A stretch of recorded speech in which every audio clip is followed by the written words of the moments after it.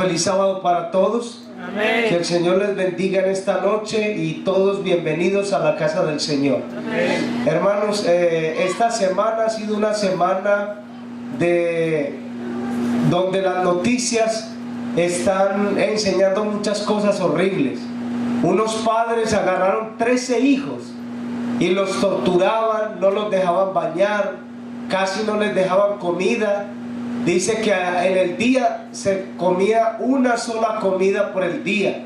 Una muchacha de estas de 17 años logró escapar y dio el reporte a las autoridades, y estos padres están enfrentando una condena de 90 años de cárcel o cadena perpetua. Esos son muchos años.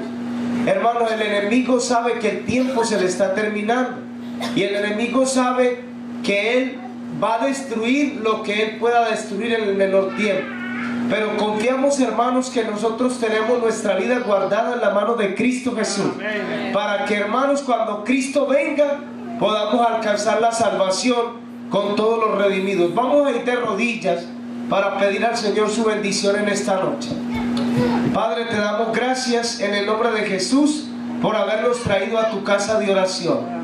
Señor, tal vez algunos por algún motivo u otra razón no vinieron a tu casa de oración. Bendícelos en sus hogares, cuida de sus vidas, sánalos, Señor, si están pasando por problemas de salud. Pero te pedimos en esta noche que sea tu palabra a través de tu Santo Espíritu quien llega a nuestros corazones. El enemigo quiere destruir las familias, el enemigo quiere destruir la raza humana, el enemigo sabe que le queda poco tiempo, pero Señor, tú has venido para que tengamos vida y vida en abundancia.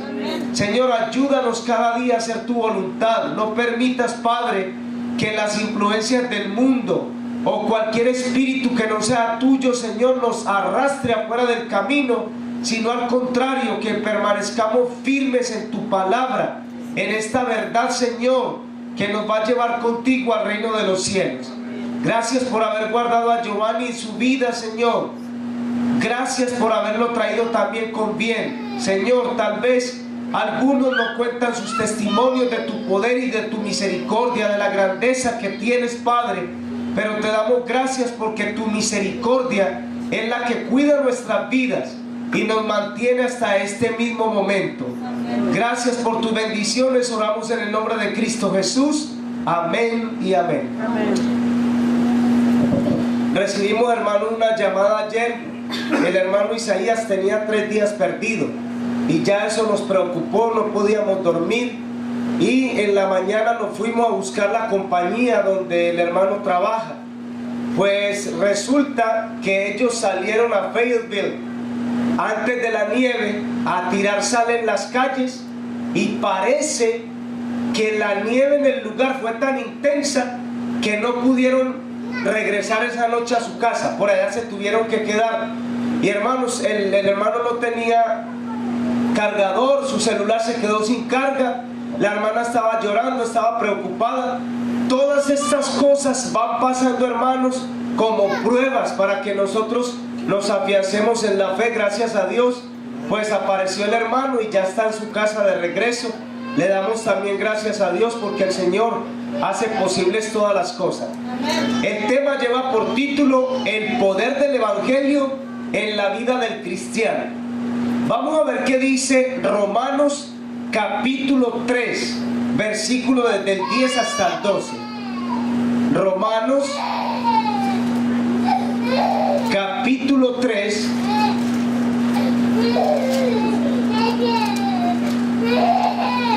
del 10 hasta el 12. Romanos capítulo 3,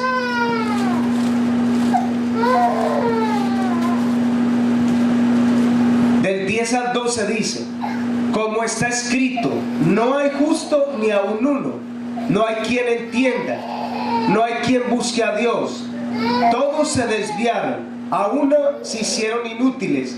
No hay quien haga lo bueno, no hay ni siquiera uno. Parece que esta escritura generaliza, encierra a todas las personas en un solo concepto. No hay quien haga lo bueno, no hay ni siquiera uno. Eso es lo que está escrito. Dice: No hay quien entienda, no hay quien busque a Dios. Todos se desviaron, a unas se hicieron inútiles. No hay quien haga lo bueno, no hay ni siquiera uno. Se parece a la declaración que hizo Jesús al joven rico. ¿Por qué me llaman bueno? No hay ninguno bueno. El único bueno es Dios. Fíjense ustedes que esta escritura nos está diciendo que no hay nadie bueno, que nadie hay que esté buscando a Dios. Entonces, ¿cómo podemos decir el poder del evangelio en la vida del cristiano? ¿Cómo podemos afirmar eso? Vamos a mirar, hermanos, en la escritura que el ser humano va a ser humano hasta cuando Cristo venga. Que no hay nada en nuestra vida, nada que nos mantenga sin fallar, sin pecar, sin cometer errores. Eso no existe. El cristiano va a luchar hasta lo último, hasta lo último.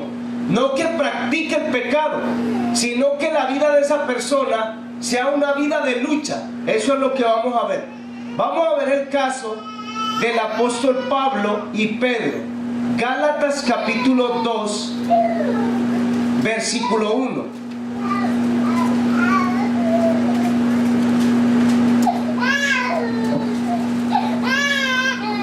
Gálatas capítulo 2, versículo 1 dice, esto lo está narrando el apóstol Pablo aquí, dice: después de pasados 14 años, subí otra vez a Jerusalén. Gálatas capítulo 2, versículo 1. Con Bernabé, llevando conmigo a Tito. Pero según subí, una revelación, no para correr o haber corrido en vano. Expuse en privado a los que tenían cierta reputación en el evangelio que predico entre los gentiles. Mas ni aun Tito, que estaba conmigo, con todo y ser griego, fue obligado a circuncidarse. Y a pesar de esto, los falsos hermanos, introducidos a escondidas, que entraban para espiar nuestra libertad que tenemos en Cristo Jesús, para reducirnos a esclavitud. En el versículo 4 habla de falsos hermanos. Miren el versículo 5. A los cuales ni por un momento accedimos someternos, para que la verdad del evangelio permaneciese con vosotros. Pero de los que tenían reputación de ser algo, lo que hayan sido en otro tiempo, nada me importa. Dios no hace acepción de personas. Aquí por primera vez Pablo expresa con palabras humanas lo que él dice. Él dice: en otro tiempo estas personas tenían una buena reputación, eso a mí no me importa. Miren lo que está diciendo, leámoslo de nuevo en el versículo 6. Pero de los que tenían reputación de ser algo, lo que hayan sido en otro tiempo, nada me importa. Dios no hace acepción de personas. A mí pues, los de reputación, nada nuevo me comunicaron. Antes, por el contrario, como vieron que me había sido encomendado el evangelio de la circuncisión, como a Pedro el de la circuncisión. Pues el que actuó en Pedro para el apostolado de la circuncisión, actuó también en mí para con los gentiles. Y reconociendo la gracia que me había sido dada, Jacobo, Cefas, Juan, que eran considerados como columnas, nos dieron a mí y a Bernabé la diestra en señal de compañerismo, para que nosotros fuésemos a los gentiles y ellos a los de la circuncisión. Miren el versículo 11. Solamente nos pidieron que nos acordáramos de los pobres, lo cual también procuré con diligencia hacer. Esto es lo que está contando el apóstol Pablo. 14 años después, él se fue a Jerusalén y hay un problema. Algunos hermanos están obligando a los recién convertidos a que se circunciden, y los están obligando a llevar las costumbres de los judíos. Pablo no ve eso correcto. Por eso él dice: si hay gente de reputación, eso a mí no me importa, lo que hayan sido en otro tiempo. Un cristiano verdadero tiene que ser un cristiano verdadero en el pasado, en el presente y en el futuro. No hay ningún cambio. No puede haber un cambio en su carácter, ni en su manera de ser, ni en su manera de pensar, porque a eso se refiere Pablo. Ahora mire cuando se refiere a Pedro. Gálatas 2:11. Pero cuando Pedro vino a Antioquía, le resistí cara a cara porque era de condenar. ¿Qué era lo que Pedro estaba haciendo que era de condenar? Recuerden que Pedro era un apóstol que estuvo 3 años y medio con Cristo, que vio los milagros que hizo Jesús, que escuchó los sermones que predicó Jesús, que fue lleno del Espíritu Santo, que predicó el primer sermón en el pórtico de Salomón cuando se convirtieron 3,000 personas. Pero ahora lo que está haciendo aquí no es correcto, porque Pablo dice, Gálatas 2:11, pero cuando Pedro vino a Antioquía, le resistí cara a cara porque era de condenar.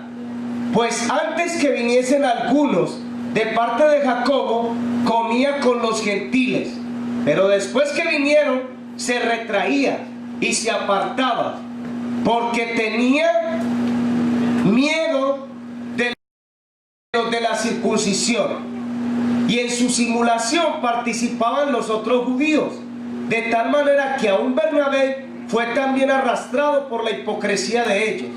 Pero cuando vi que no andaban rectamente conforme a la verdad del Evangelio, le dije a Pedro delante de todos. A ver, ¿eso sería correcto? ¿Que Pablo le llamó la atención a Pedro delante de todos? ¿Qué hubiéramos pensado en ese momento? ¿Qué era lo mejor? ¿Que cómo le hubiera llamado la atención? Aparte, en privado, que le hubiera llamado y le hubiera dicho, venga hermano Pedro, apártese aquí, quiero hablar algo con usted. No me parece correcto lo que usted está haciendo. Pero aquí dice, en el versículo 14, pero cuando vi que no andaban rectamente conforme a la verdad del Evangelio, dije a Pedro delante de todos, si tú siendo judío vives como los gentiles y no como judío, ¿por qué obligas a los gentiles a judaizar? Nosotros judíos de nacimiento y no pecadores de entre los gentiles, sabiendo que el hombre no es justificado por las obras de la ley, sino por la fe de Jesucristo. Nosotros también hemos creído en Jesucristo para ser justificados por la fe de Cristo, no por las obras de la ley, por cuanto por las obras de la ley nadie será justificado. Y si buscando ser justificados en Cristo, también nosotros somos hallados pecadores, ¿es por eso Cristo ministro del pecado? En ninguna manera. Miren el versículo 18. Porque si las cosas que destruí, las mismas vuelvo a edificar, transgresor me hago. Porque yo por la ley soy muerto para la ley, a fin de vivir para Dios. Y ahora viene el famoso versículo 20 de Gálatas 2:20. Con Cristo estoy juntamente crucificado. Ya no vivo yo, vive Cristo en mí. Lo que ahora lo vivo en la carne, lo vivo en la fe del Hijo de Dios, el cual me amó y se entregó a sí mismo por mí. No desecho la gracia de Dios, pues si por la ley fuese la justicia, entonces por demás murió Cristo.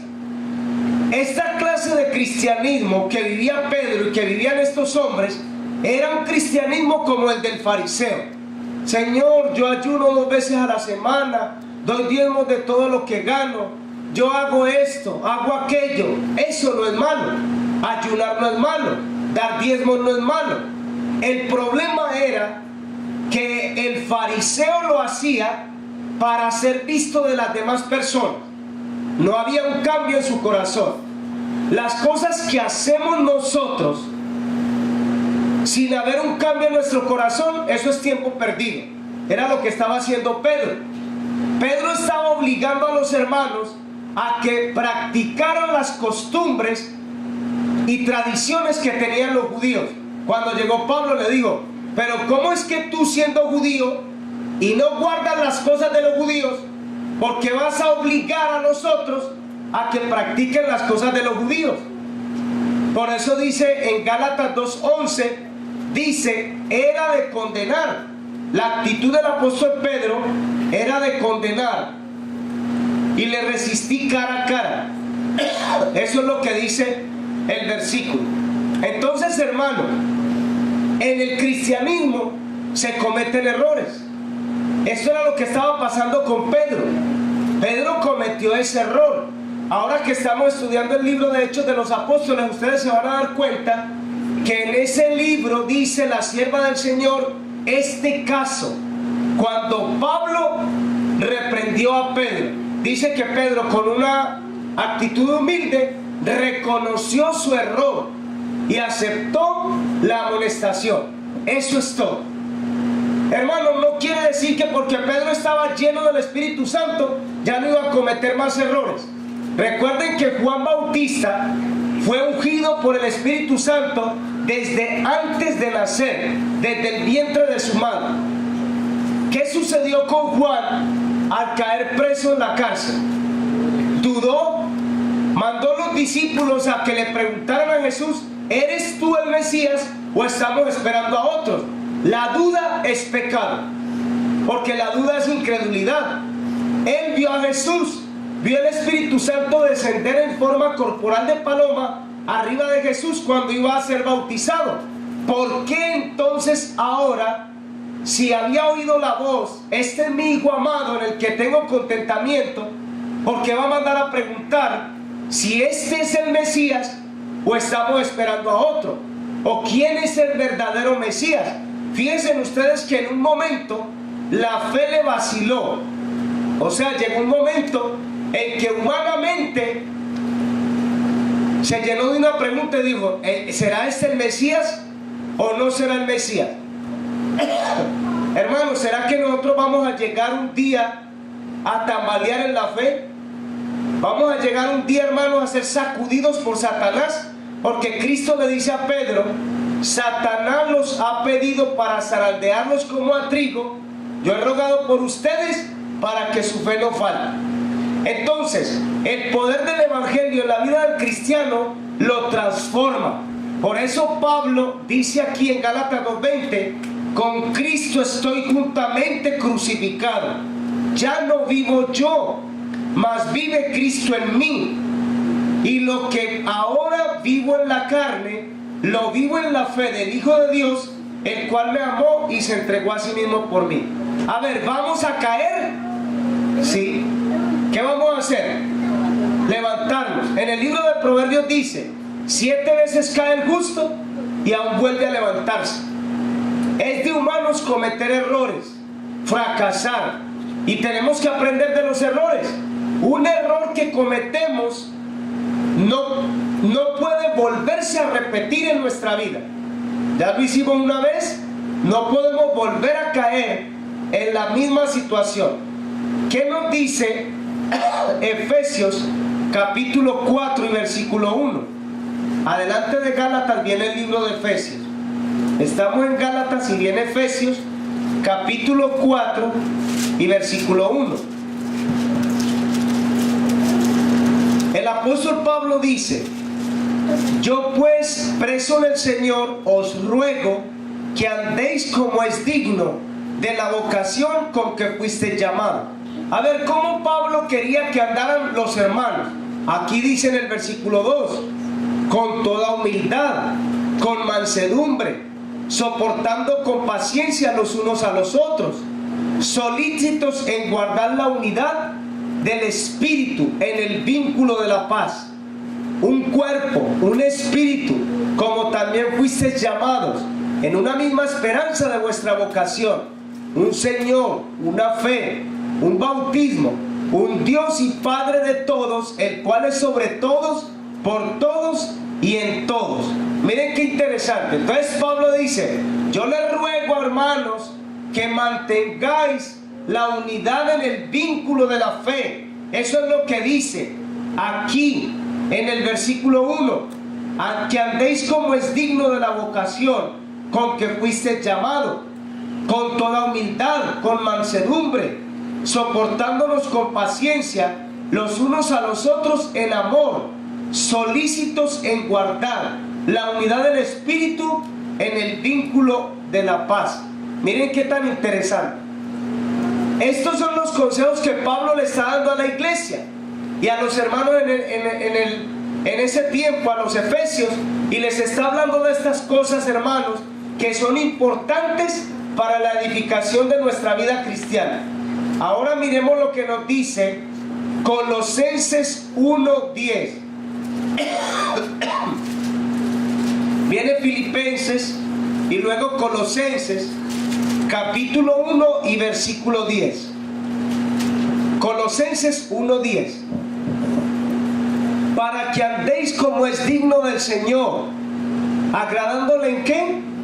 En todo, llevando fruto en toda buena obra y creciendo en el conocimiento de Dios, fortalecidos con todo poder, conforme a la potencia de su gloria, para que toda paciencia y longanimidad, con gozo, dando gracias al Padre, que nos hizo aptos para participar de la herencia de los santos en luz, el cual nos ha librado de la potestad de las tinieblas, trasladado al reino de su amado Hijo, en quien tenemos redención por su sangre y el perdón de los pecados. Hermanos, ayer me impresionó mucho porque Tania miró un video de una familia que fue al cementerio a poner flores en la tumba de la mamá de ellos. Cuando llegaron allá al cementerio, vieron como que en esa tumba también enterraron algo. Y el hombre le dice a su hija: saca la cámara, vamos a grabar, vamos a ver qué es esto, porque la gente no respeta. Y cuando comenzaron a sacar, hermanos, cuánta brujería, cuánta cochinada, cuántos amarres, cuántas cosas sucias, cuántos malos deseos, cuántas cosas malas tiene el mundo. Pablo dice aquí que el Señor nos ha librado de la potestad de las tinieblas. Hermanos, nosotros no tenemos ni idea cuántas veces Satanás ha querido destruir nuestra vida. Y la brujería existe. Y el enemigo, hermanos, trabaja día y noche sin descansar. Porque el Señor lo único que no le quitó a él fue su poder. Y él va a orar con ese poder hasta cuando Cristo venga y sea atado por 1000 años. Eso dice la Escritura. Mientras tanto, Satanás, ¿qué va a hacer? Va a hacer su trabajo, va a seguir avanzando. Y ahí lo dice en esa Escritura que acabamos de leer. Dice, versículo 13, Colosenses 1:13, el cual nos ha librado de la potestad de las tinieblas y trasladado al reino de su amado Hijo, en quien tenemos redención por su sangre y perdón de los pecados. Esa es la vida del cristiano, una vida de lucha contra el enemigo. El enemigo nos va a atacar. Cuando usted quiere servir al Señor, el enemigo no se va a quedar de brazos cruzados. El enemigo te va a querer perseguir, te va a querer destruir. Pero el Señor dice en su palabra: someteos a Dios, resistid al diablo y él huirá de vosotros. Eso es lo que dice la Escritura. Vamos a ver entonces qué nos dice Filipenses 3, del 18 al 21. Atrás está Filipenses. Estábamos en Colosenses y unas hojitas atrás está Filipenses 3, 18 hasta el 21. Miren pues lo que nos dice el apóstol Pablo aquí en esta Escritura. Porque por ahí andan muchos, de los cuales os dije muchas veces, y ahora lo digo llorando, que son enemigos de la cruz de Cristo. Escuche cómo habla Pablo. Pablo dice, versículo 18, porque por ahí andan muchos, de los cuales os dije muchas veces, y aún lo digo llorando, que son enemigos de la cruz de Cristo, el fin de los cuales será perdición, cuyo Dios es el vientre, cuya gloria es su vergüenza, que solo piensan en lo terrenal. Mas nuestra ciudadanía está en los cielos, de donde también esperamos al Salvador y al Señor Jesucristo. Eso está maravilloso. Entonces Pablo siempre menciona a 2 grupos de personas. Menciona a esta gente que lo ha hecho llorar, que lo ha hecho derramar lágrimas, y ahí dice, por ahí andan muchos, de los cuales dije, y aún lo digo llorando, que son enemigos de la cruz de Cristo. Estaban dentro de la iglesia y eran enemigos del mensaje, enemigos de la verdad. Se oponían al trabajo que Pablo estaba haciendo. Tito 2:10. Vamos a ver qué nos dice esta escritura. Tito está después de segunda de Timoteo. Tito capítulo 2, versículo 10. Dice: no defraudando, sino mostrándose fieles en todo, para que en todo adornen la doctrina de Dios nuestro Salvador. Qué interesante eso, ¿verdad? Miren, hermano, esta declaración de la sierva del Señor, de lo que era el apóstol Pablo. Segunda, Joyas de los Testimonios, tomo 2, página 172. Miren lo que dice la sierva del Señor. Dice: Pablo llevaba consigo el ambiente del cielo. Yo no sé si ustedes entienden eso, cómo sería eso, pero aquí dice: Pablo llevaba consigo el ambiente del cielo. Todos cuantos le trataban sentían la influencia de su unión con Cristo. Daba mayor valía a su predicación la circunstancia de que sus obras estaban de acuerdo con sus palabras. Él predicaba, pero vivía lo que predicaba. En esto consiste el poder de la verdad, la sencilla y genuina influencia de una conducta ejemplar es el más convincente sermón que puede predicarse en favor del cristianismo. Puede ser que los argumentos, por irrebatibles que sean, no provoquen más que oposición, pero un piadoso ejemplo entraña irresistible fuerza. Hermanos, Charles Spurgeon decía: yo puedo subir al púlpito a predicar 1000 sermones, y eso está bien, pero si no vivo uno de esos sermones en mi vida diaria, eso no sirve, es pérdida de tiempo. Miren qué tan interesante. Si he predicado 1000 sermones en el púlpito y no vivo uno de ellos, entonces dice, eso es pérdida de tiempo, no se hizo nada. La sierva del Señor dice que Pablo llevaba el ambiente del cielo a donde quiera que él iba. Pablo llevaba el ambiente del cielo. Vamos a ver qué nos dice segunda de Pedro capítulo 3 versículo 11. Segunda de Pedro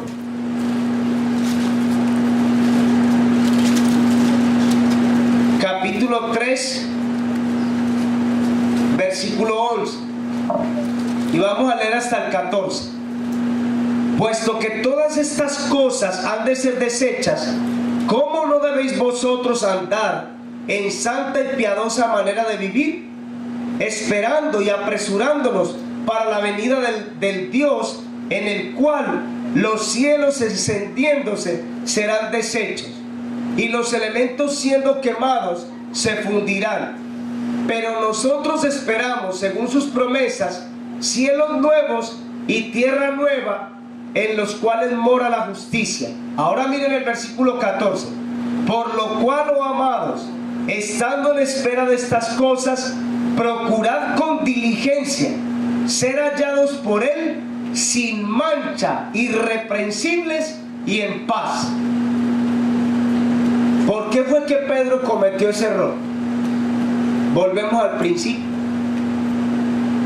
En un momento cuando nosotros nos desprendemos del Señor y pensamos que las cosas marchan bien porque estamos bien, y que todas las cosas tienen que estar así porque esa es la idea que nosotros tenemos, estamos mal. En ningún momento el apóstol Pedro tenía que descuidarse. Por ahí fue por donde Satanás lo atacó. Si ustedes leen la experiencia del rey David, dice que en ese año salían los reyes a la guerra. ¿Qué hizo David? Se quedó en su casa. En las horas de la tarde, después de haberse acostado a dormir en su casa, se levantó, comenzó a caminar por la terraza del palacio, y desde la terraza del palacio vio a una mujer que se estaba bañando. Miren qué interesante. El refrán dice que una mente ociosa es el taller del diablo. El diablo va a trabajar en una persona ociosa, en una persona que no tiene una vida dedicada al servicio del Señor. Satanás se va a apoderar ahí. Satanás va a esperar la más mínima oportunidad que le demos nosotros para poder meterse y para poder arruinarlo.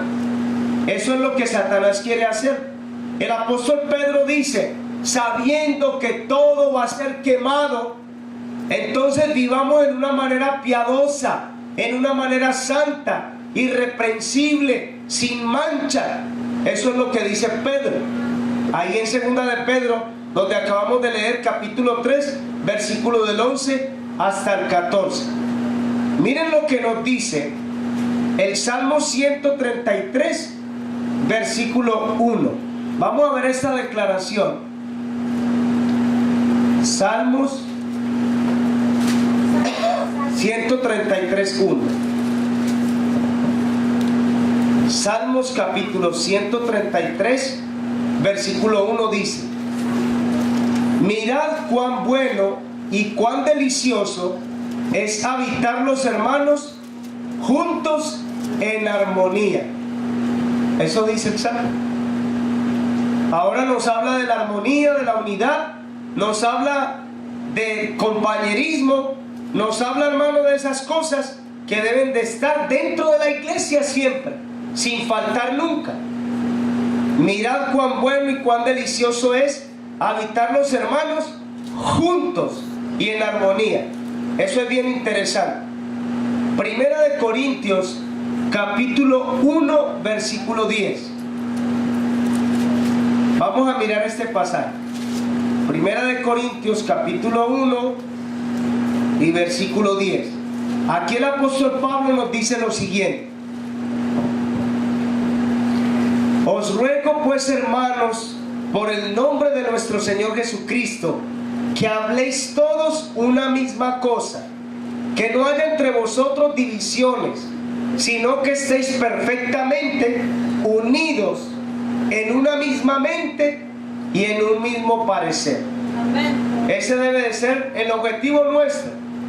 Vamos en una misma dirección, vamos con un mismo propósito. Hay un plan, hay un proyecto. La iglesia tiene ideas, tiene planes que va a realizar. Nosotros no podemos dejar que llegue el autobús y que se monten dos, y cuando el autobús arranque, entonces querer colgarnos ahí y a quedar colgados. Eso no lo quiere el Señor, hermano, porque muchas veces cuando los hermanos quieren hacer parte del grupo que está trabajando, entonces vienen ya demasiado tarde, cuando ya otros van avanzando, cuando ya otros hermanos han puesto su mano en el corazón para hacer la obra del Señor. A eso no le agrada al Señor. El Señor quiere que haya armonía, que haya unidad. Por eso dice ahí en esa escritura de Primera de Corintios 1:10: os ruego, hermanos, en el nombre de nuestro Señor Jesucristo, que habléis todos una misma cosa, que no haya entre vosotros divisiones, sino que estéis perfectamente unidos en una misma mente y en un mismo parecer. Si ese es nuestro deseo, si esa es nuestra oración, la iglesia va a producir frutos y el Señor va a bendecir la iglesia. Si no tenemos el mismo plan, hermano, si el uno quiere arrancar por un lado y el otro por el otro, y cada uno quiere tomar su propio camino y tener sus propios pensamientos, tener sus propios planes, entonces no vamos a llegar nunca a la unidad de la fe. Ahora miren lo que nos dice Hechos capítulo 4, versículo 32. Perdón, Hechos capítulo 4, versículo 32. Hechos 4:32. Y la multitud de los que habían creído eran de un corazón, un alma, y ninguno decía ser suyo propio nada de lo que poseía, sino que tenían todas las cosas como en común. Todas las cosas las tenían en común. Hermanos, miren, yo me maravillo, hermano, cuando una persona ama la causa de Dios y no tiene dinero, pero como ama la causa de Dios dice, bueno, ¿qué más tenemos que ayudar? Ya hemos colaborado con las puertas, ¿qué más hace falta? ¿En qué más les podemos colaborar? Claro, falta otra puerta, faltan los baños, y esa persona tiene amor por la causa de Dios y se pone la mano en el corazón y dice, bueno, no quiero que nadie sepa quién soy yo, que estoy dando esto, para el Señor lo damos de todo corazón, pero este es el plan que tengo. Y esa persona dice, yo voy a hacer así, voy a apartar tanto dinero, voy a hacer tantas actividades, tantas cosas, y nadie se tiene que enterar, porque no van a ser en la iglesia ni dentro de la iglesia, son cosas que voy a hacer afuera y van a ser para el Señor. Cuando venga a ver, tengan el dinero, tengan la colaboración, tengan la ayuda. Hermanos, yo creo que todos tenemos que estar en ese mismo plan. Que si el Señor ha levantado esta iglesia para que se predique la verdad presente, para que sea un ejemplo para las demás iglesias, entonces, hermanos, es el momento de amar la causa de Dios, de estar unidos, de estar en armonía, de haber firmeza. Todos tienen un mismo pensamiento, una misma mente, un mismo deseo, dice el apóstol Pablo. Pero aquí en Hechos capítulo 4, versículo 32 dice, y la multitud de los que habían creído eran de un corazón. Yo no sé cómo una multitud pueden tener el mismo corazón, pero ahí lo dice así. Eran de un mismo corazón y un alma, y ninguno decía ser suyo propio nada de lo que poseía, sino que tenían todas las cosas en común. Miren qué tan interesante, hermano.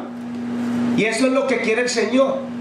Por eso el tema lleva por título el poder del evangelio en la vida del cristiano. Si demostramos otra cosa, es mentira lo que estamos viviendo. No estamos viviendo de verdad el evangelio. Si nuestra vida demuestra un ejemplo digno de afuera, de trabajo, de laboriosidad, de unidad, de armonía, de amor entre unos y nosotros, entonces es verdad lo que estamos predicando. Y si no, eso es mentira lo que estamos haciendo. Miren lo que nos dice Primera de Juan, capítulo 2, versículo 6. Ya estamos llegando, hermanos, a la conclusión del tema. Primera de Juan, capítulo 2 y versículo 6. Primera de Juan 2, 6. El que dice que permanece en él debe andar como él anduvo. ¿Como quién anduvo? Como Cristo Jesús. Como él anduvo. A eso se refiere. Ahora vamos a leer Primera de Juan 1:6. Primera de Juan 1:6. Si decimos que tenemos comunión con él y andamos en tinieblas, mentimos y no practicamos la verdad. Esos son los mismos consejos que dio Pablo, que dio Pedro y que han dado todos los apóstoles. Nos están amonestando hacia un mismo propósito. Si decimos que tenemos comunión con él y andamos en tinieblas, mentimos y no practicamos la verdad. Pero si andamos en la luz, como él está en luz, tenemos comunión unos con otros, y la sangre de Jesucristo su Hijo nos limpia de todo pecado. Ahora vamos a leer Primera de Juan 2:28. Primera de Juan 2:28. Y ahora, hijitos, permaneced en él, para que cuando se manifieste tengamos confianza, para que en su venida no nos alejemos de él avergonzados. Si sabéis que él es justo, sabéis también que todo el que hace justicia es nacido de él. Ahí nos incluye a nosotros. Si nosotros estamos haciendo esto y lo estamos entendiendo, como digo en el miércoles el tema del Señor, les digo, después de que les pronunció la parábola, les dice, ¿ustedes sí entienden? ¿Están entendiendo estas cosas? Y ellos dijeron, sí, Señor, sí entendemos. Entonces dice, todo escriba docto en el reino de los cielos saca de su tesoro cosas nuevas y cosas viejas. Vamos a leer primera de Juan, capítulo 3 y versículo 6. Ahí mismo. Primera de Juan 3:6. Todo el que permanece en él no peca. Todo aquel que peca no le ha visto ni le ha conocido. De manera que cuando Pedro cayó en la hipocresía, ¿por qué cayó en la hipocresía? Ahí lo dice, el que permanece en él no peca. Y el que peca, ¿qué pasa? Ahí lo dice, no le ha visto ni le ha conocido. Eso es primera de Juan capítulo 3 y versículo 6. Todo aquel que permanece en él no peca. Todo aquel que peca no le ha visto ni le ha conocido. Vamos a leer este último pasaje, primera de Corintios capítulo 11 y versículo 1. Primera de Corintios 11:1. Este es el consejo del apóstol Pablo.